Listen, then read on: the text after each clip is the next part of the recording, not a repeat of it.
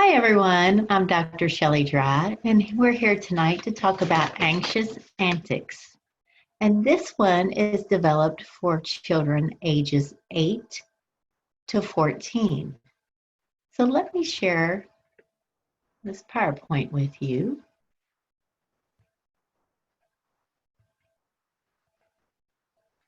And let's look at some of the things in this age group, age 8 to 14, and how to address some of the anxiety they have. The first thing we want to do is look at our objectives for tonight. So one of the things we want to do is identify strategies to help children take control over anxiety. Taking control is extremely important for children.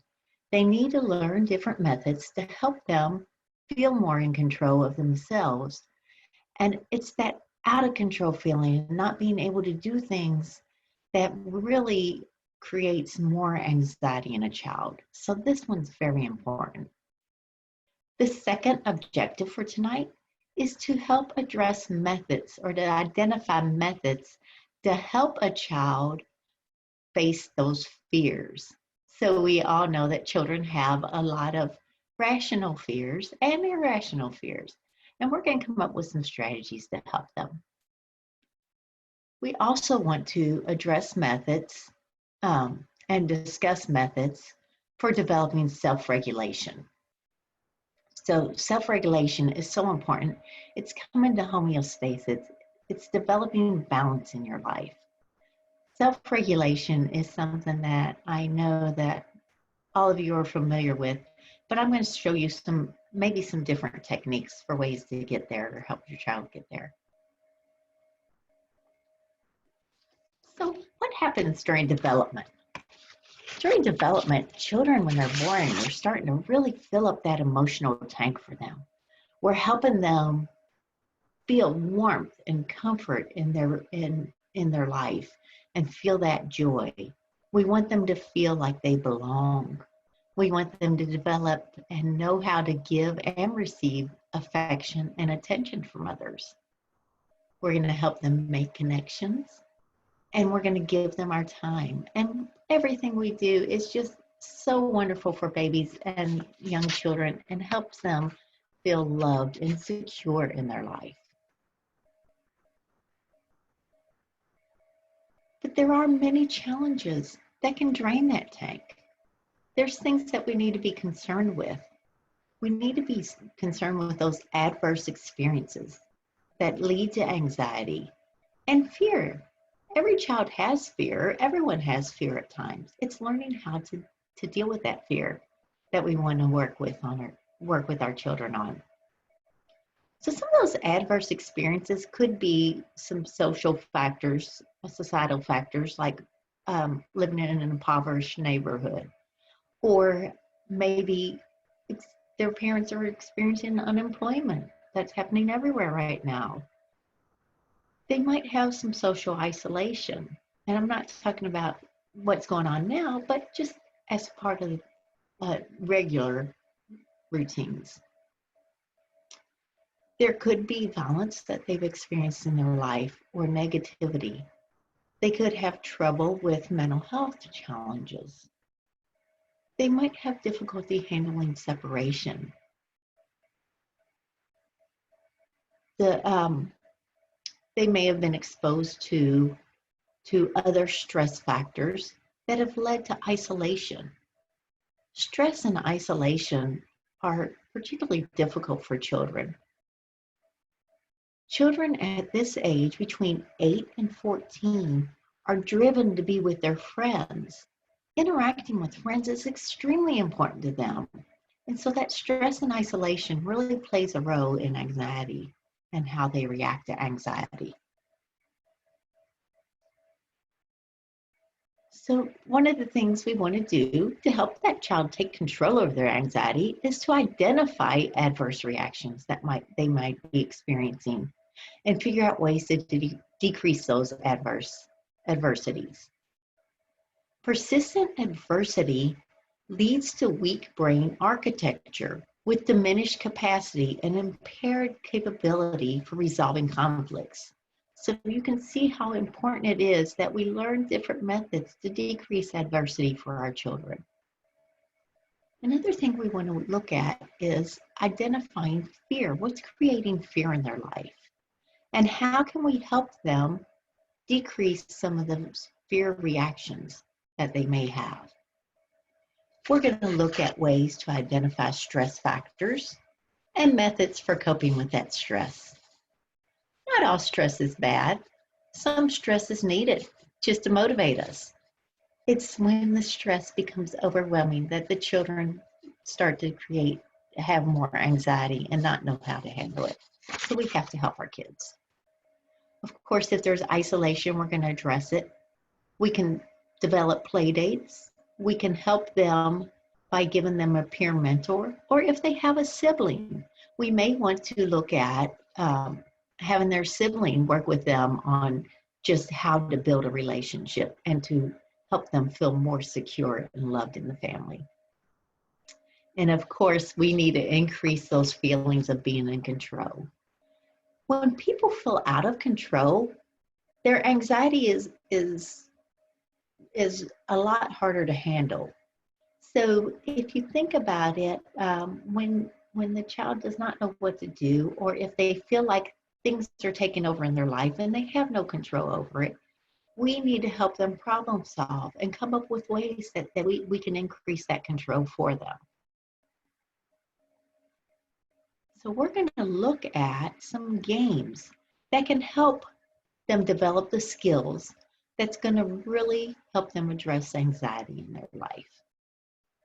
One of the games that's really fun, and kids love this, is the freeze game. So you're running around, you're doing silly things, you're dancing, and then someone yells freeze. You have to stop whatever you're doing, however you're looking, and of course kids laugh at it. They think it's funny. So they're also learning during that time though. What they're learning is to control their body and also to control their mind. They're developing impulse control because they're freezing as soon as you say freeze. And if they don't understand the word freeze, you can use stop, you can use anything.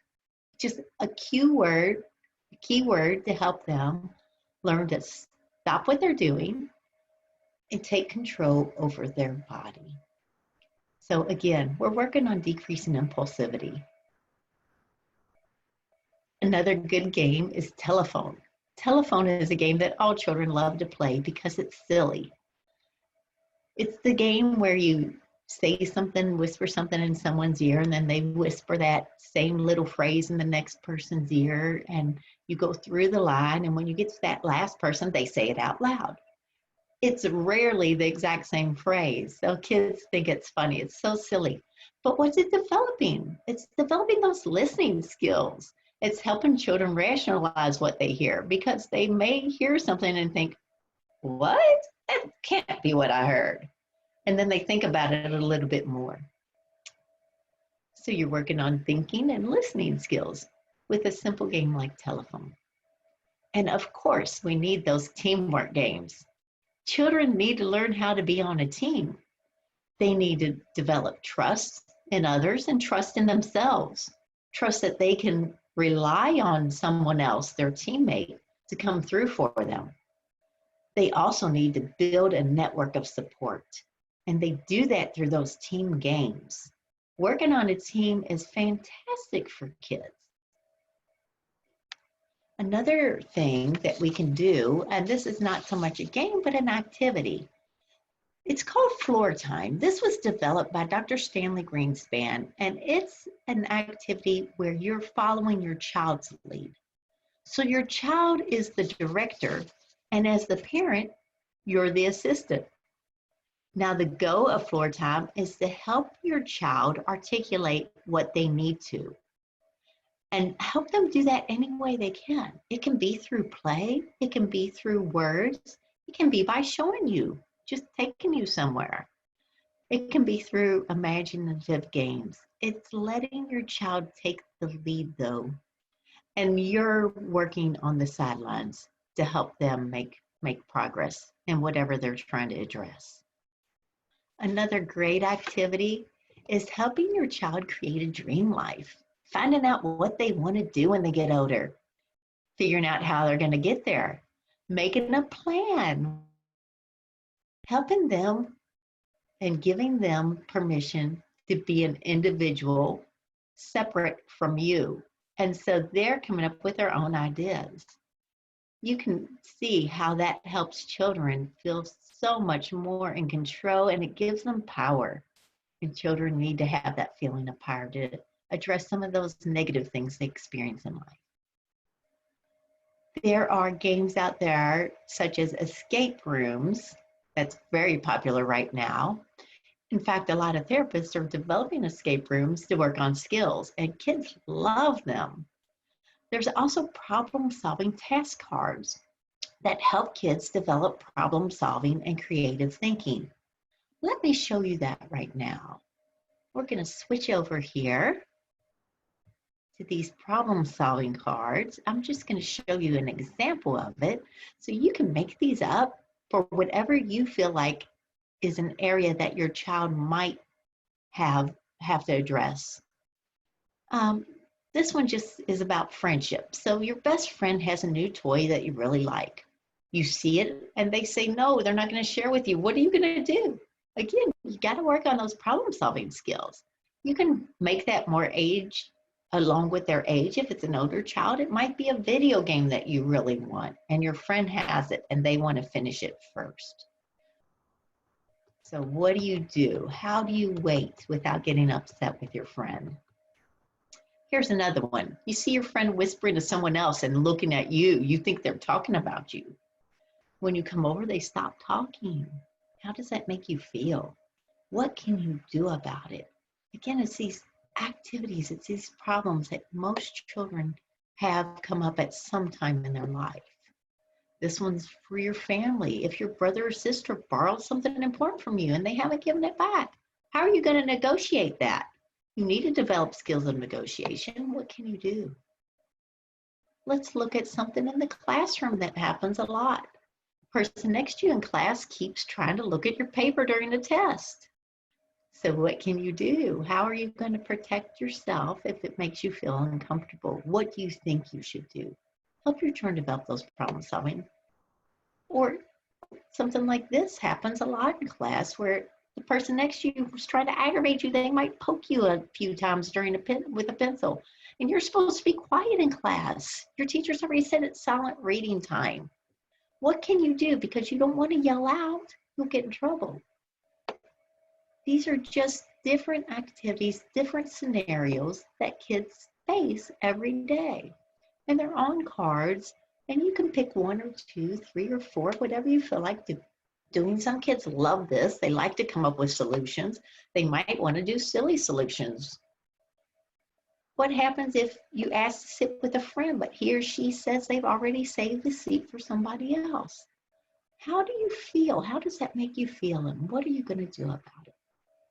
Problem-solving cards are a great way for kids to learn to come up with different solutions for everyday problems. And you do it during practice. So it's not during the actual problem, but it's just practice to help kids learn.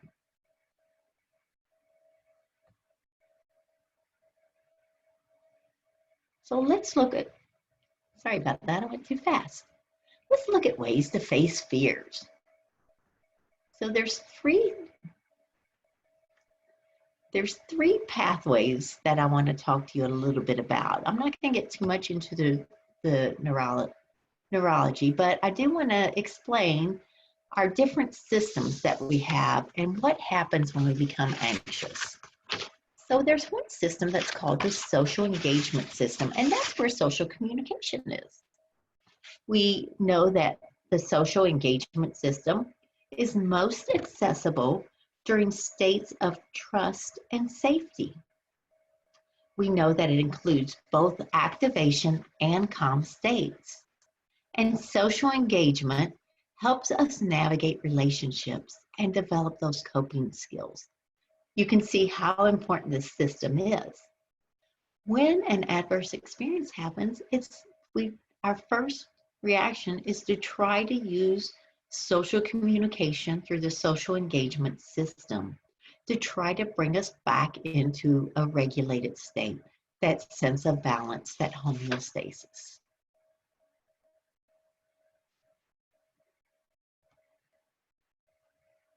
The other thing that can happen if you can't get back to that balance is going into that fight or flight system. This is our defense system. When we can't get ourselves back together, then we may go into fight or flight. Now that's the kids that have to run away, or they become angry and they might have to hit something or yell or scream. That's all part of the fight or flight. What they're really trying to do is bring themselves back into a state of homeostasis. They want balance in their life. Kids don't want to be out of control. They don't like that feeling. But the other one is even worse. It's the immobilization defense. And this is experienced by kids who freeze, who can't participate. They can't force themselves to move or to do things. Or they may go into what we've referred to as shutdown. Now, that is a very difficult thing for kids to deal with. And it's hard, it's really heartbreaking to see a child who can't participate. I have one little boy, he would get dropped off at school and he would not eat the entire day. He had a hard time with every aspect of daycare. He couldn't participate in circle time. We did a lot of mindfulness activities and I worked with his teachers and we helped him and he got better. And he's doing great now and he's moved on to new classes and he's not having those same problems. But for those 6 months, it was very, very heartbreaking for his parents because they knew he wasn't eating and your child has to eat during the day. So we had to come up with a lot of really quick fixes and then work on some long-term fixes for him. He's doing great. Some of the things that you can help your child do is create a map or a plan. Creating a plan of action gives your child control. It is one of the best things that you can do for your child. Helping them know before things get difficult what they can do, what's their plan to help them come back into that state of homeostasis. We can also help children assess and manage their memories. Children around age 10 are in that all or nothing state. So they feel like you'll hear them say things like, oh, you always say that, or Mom, you never let me go outside when I want to. It's always all or never. There's no in between for them. So we need to help them go back and remember, that's not true. Remember when this happened and you were able to go outside for a little while, even though it was time for dinner, we took a little break, or something silly like that, or something more serious. Just help them assess and manage their memories so that they're not developing these all or nothing feelings into their teenage years. You can also work on breaking that challenge into smaller parts. So if a child can't manage the entire challenge, you may want to work with them on breaking that challenge up into smaller areas so they can be successful. That's our key goal. We want our children to be successful and to feel that success. We want them to know that there are things that they can do, that they can take control of, and that they don't have to stay in a state of anxiety. Again, providing control in an out-of-control situation helps your child significantly address these feelings of anxiety. Let's look at self-esteem. So, what are some ways you can develop self-esteem in your children? One thing you want to do is work on skills that the child values. So find things that they really want to do, things they might want to develop skills themselves, or things they're really good at and they love doing it because they're so good at it. Find the skills that they value and practice those skills and help them build on their strengths, as we've already talked about. But you also want to help them feel in control. You want to help them foster initiative, and you also want to help them foster assertiveness. We need to help them develop this inner core, this feeling of who they are and where they fit in with the family. We also need to teach them negotiation. We need to teach them to negotiate patterns in relationships, but we need to teach them how to negotiate things that they want to do also. Negotiation is used for the rest of their life, so they might as well learn those skills now and get good at them. Let them practice. It doesn't hurt to let your child argue with you a little bit if they're working on negotiation. And we need to teach them to balance loss and frustration and disappointment with pleasurable experiences that are warm and fun. Children who learn to take initiative are those children who grab a hold of life and they put their own little spin on it. They're starting to develop self-awareness and they're starting to develop self-esteem. So it's good to work with them on that initiative and allowing them to take initiative some of the time.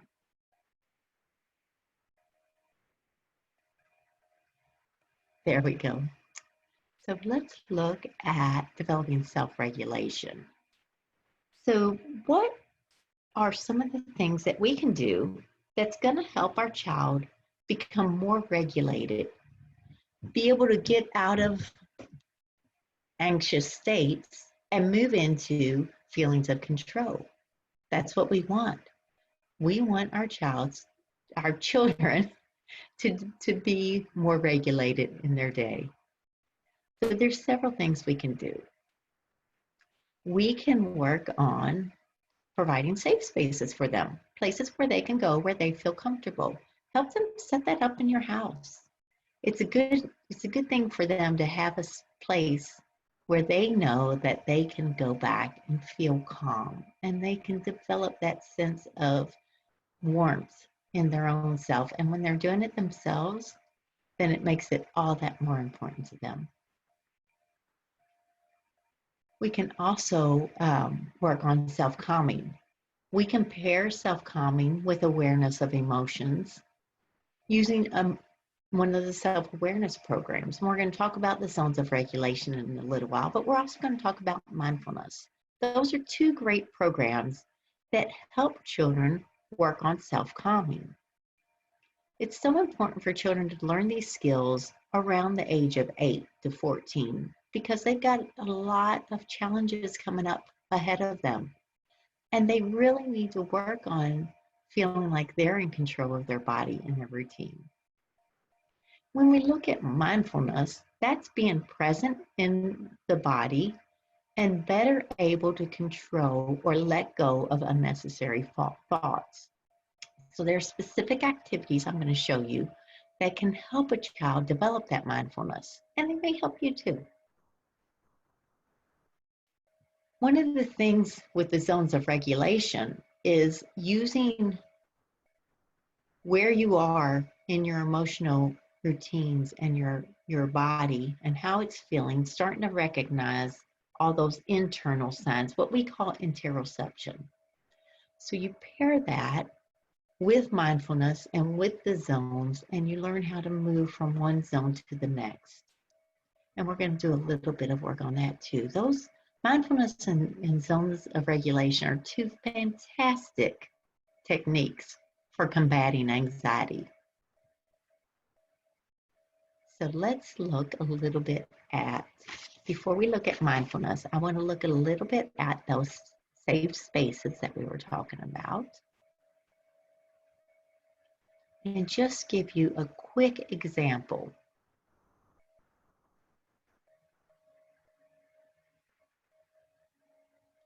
Of what you can do at home to create your own safe spaces.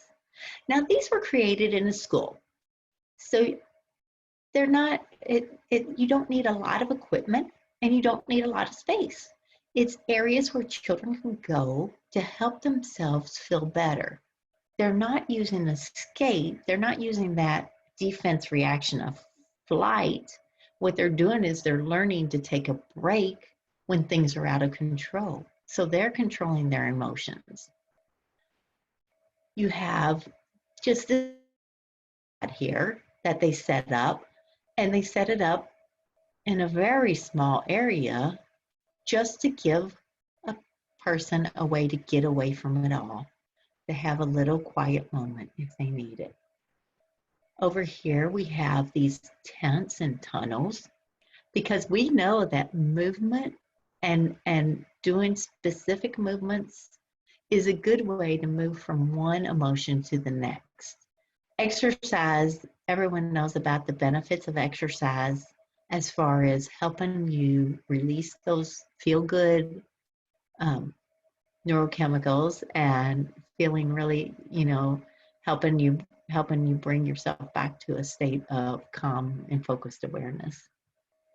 And then over here, there's tents. And of course, there's a PVC pipe. That's if they need a vision to block out some of the vision to help the child feel more secure and safe in their space. Or like on this one where they hung the curtains up and then they just threw out a beanbag. You can put your child's favorite activities. The idea is for them to feel in control of their space. So if they love books and books helps them calm down, you can do that. You can also create some texture bins. So I've got one that is just sand. And you can put something like this in their space. But just giving them something, some kids really love to just run their fingers through the textures, drop the grains of sand, just doing it back and forth helps them calm. Texture bins are great for that. They're great for helping kids learn to use them, to give them something to fidget with. Some kids like birdseed. Birdseed's a nice one. And it's just something they can kind of do while they're bringing their body back together and helping themselves calm down. Let's go back to the PowerPoint now.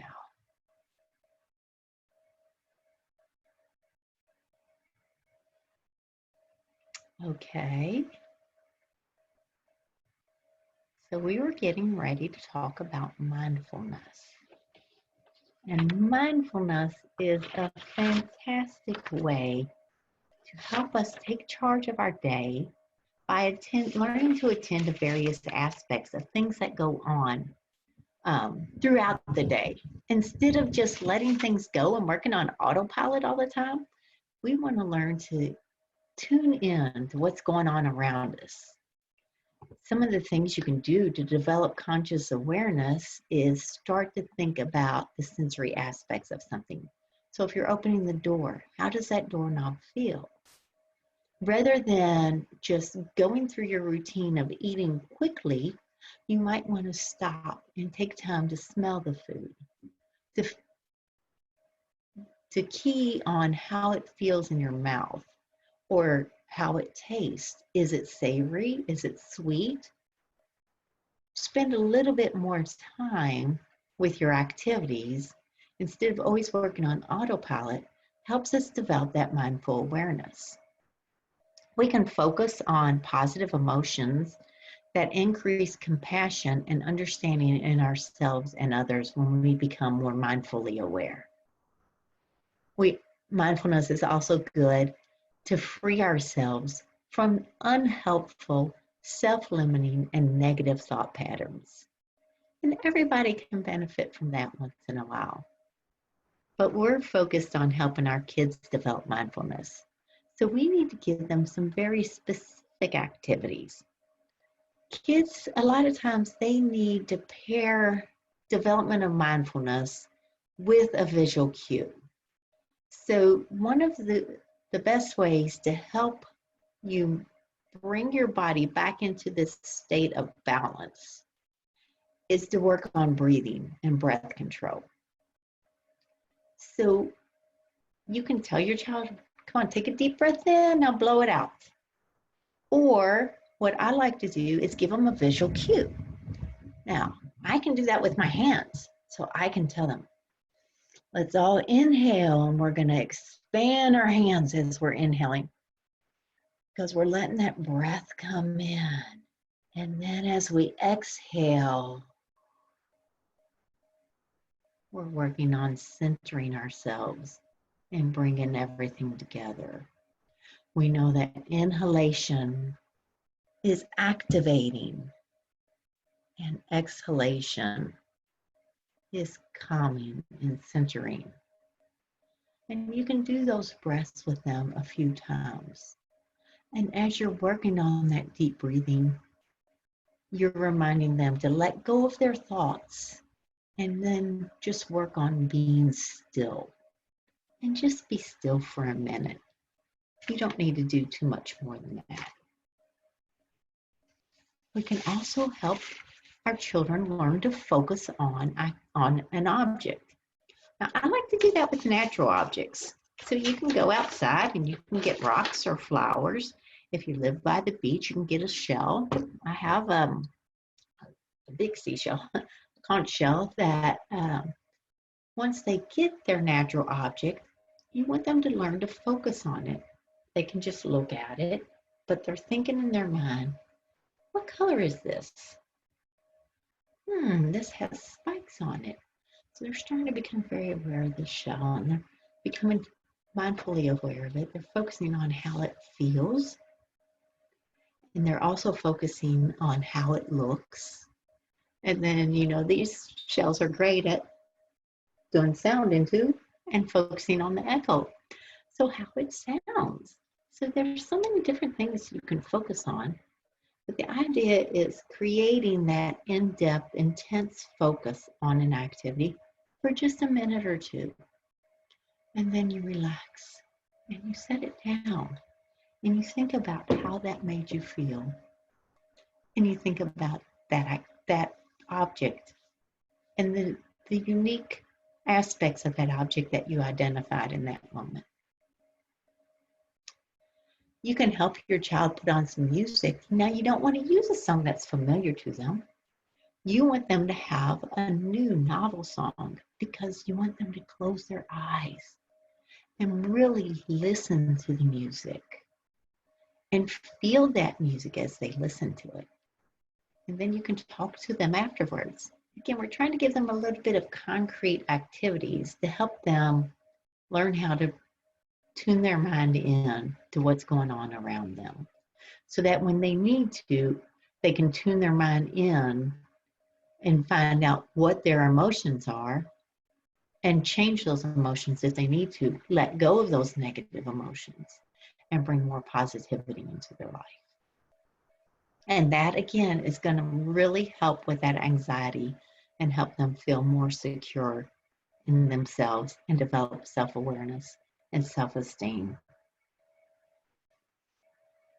We develop a fully conscious mindset that frees us from imprisonment of unhelpful, self-limiting thoughts.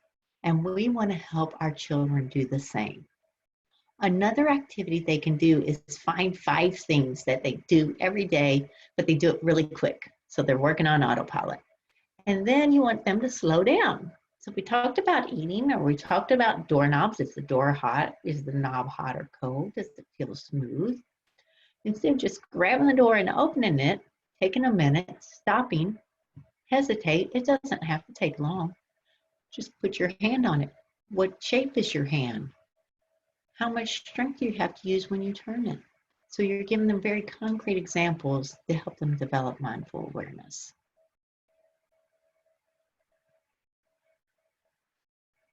So let's talk about the zones of regulation. Okay, I want this to change to the next page. We'll go on, there we are. All right, so zones of regulation is a system that was developed to help a child determine how their body feels and what emotions they're experiencing. Now, there are 4 zones that we focus on with the kids. One of the zones is that red zone. So the red zone are those feelings of anger, anxiety.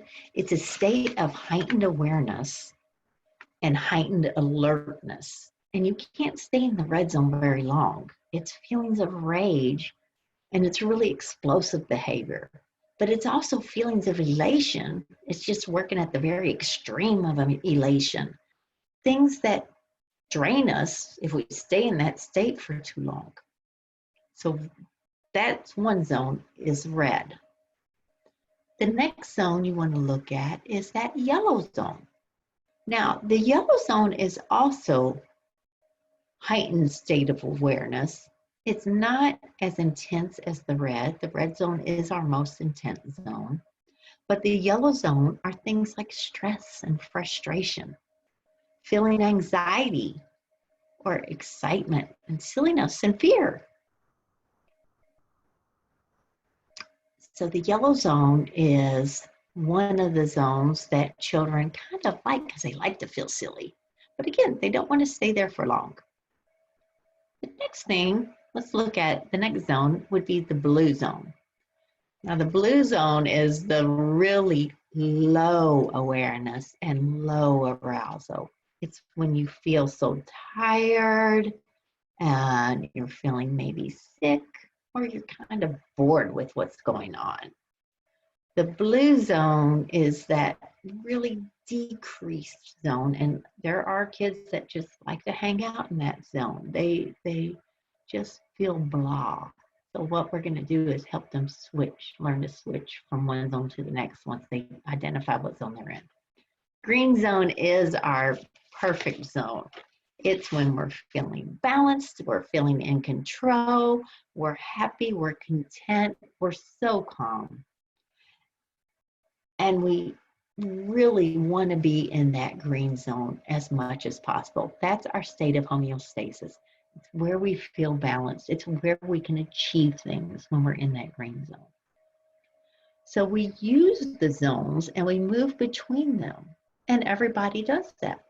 We need to help our children learn activities they can do to move from one zone to the next. First thing, though, is helping them identify what zone they're in.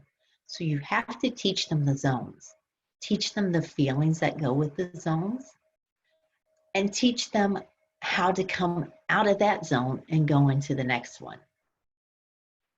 The zones of regulation include development of body awareness and emotional awareness, and those two things are key to helping kids take control of their anxiety. So let's look at this. Switch back over here for just a second. One of the things to help you get between one zone to the other is using those safe spaces. So you help your child with a zone check-in. They identify what they're feeling, and they might, again, using that interoception, what's going on in their body, they might say, oh, I feel my stomach's hurting a little bit. I'm not feeling too good. I feel like I'm in the blue zone. So they do their zone check and they feel like they're in the blue, and you say, what strategies have helped you? Do you want to be in the blue zone? Is that where you feel like you want to hang out? Or do you want to try to move into a different zone? Most kids want to be in the green zone. So what strategies have helped you? If it's one of those safe spaces and taken some time to bring their body back together, they could go there. But there's other options. So another thing that they can do is look at these tools. So these tools for regulation, now these are just some things that were set up for a specific class, but these are common tools that help kids move from one zone to the next. So it might be bouncing on a ball. They might need some time, again, using that body movement, those big gross motor movements, bouncing, jumping jacks, another great thing that helps you move into another zone, using fidgets and manipulating things, or even rubbing your hands together and listening to how they sound. So you can see how we tie these things together. We tie our zones of regulation. We tie interoception, learning what feelings are in your body, what state your mind is in. And we tie mindful awareness all together to help combat anxiety. It's not something that's going to happen overnight, but we can give them the tools. We can give them tools that help them identify where they are, what they're feeling, and how to get from one place to the next. Some other things that help, other tools that help kids. Again, we've talked about music. Music's a good one. A lot of times kids will listen to music to bring them out of a negative zone and into a more positive one. There's weights. Sitting with a weighted lap pad or a weighted blanket sometimes helps kids when they're super anxious, calm their body down and bring themselves into more of the green zone so they can go back and participate in whatever they were doing prior to their feelings. Again, the safe spaces we've talked about, but sometimes it might just be something constructive like building. They may want to do something creative. They may want to draw. It's whatever works for your child. You know your child better than anyone. And you can help them find things that help them feel better. The trick is helping them learn to do those zone check-ins, find out where they are, what they're feeling, and tuning into some of those key things that help them feel better. The best thing in the world is when your child is able to do that on their own and they come up to you and they say, Mom, I'm feeling a little grumpy today. I think I'm in the yellow zone. I want your help, Mom. Can I spend some time rocking? I think that's going to bring me back to the green zone and out of this grumpy mood. Or maybe we can go for a walk together. When your child can do that, you know they've taken control over their life. They've taken control over their anxiety, and they are getting so much better. I'm going to see if there's any questions now, and I'll just stop this sharing. Let's see what we have. So no questions from anyone tonight.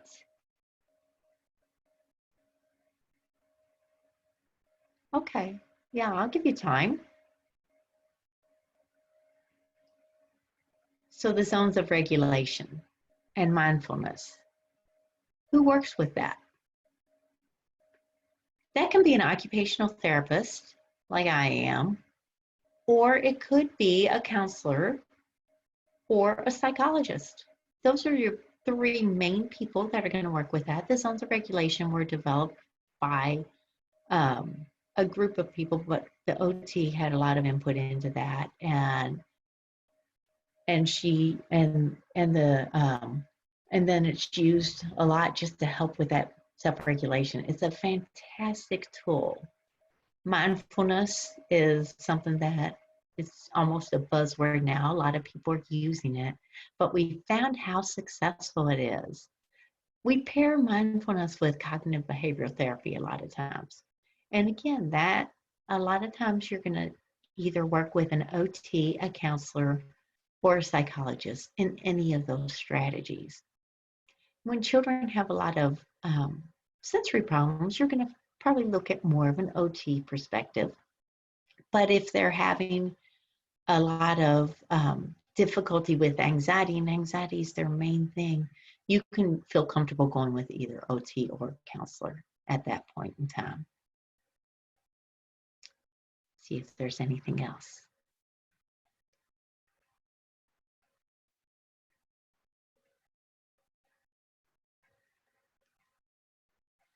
Okay, I'll give y'all a minute. And if there's nothing else, I guess we'll end just a little bit early tonight. I have enjoyed sharing this material with you. And I really hope it helps you help your child develop strategies for success. All right, thank you, everyone. Good night.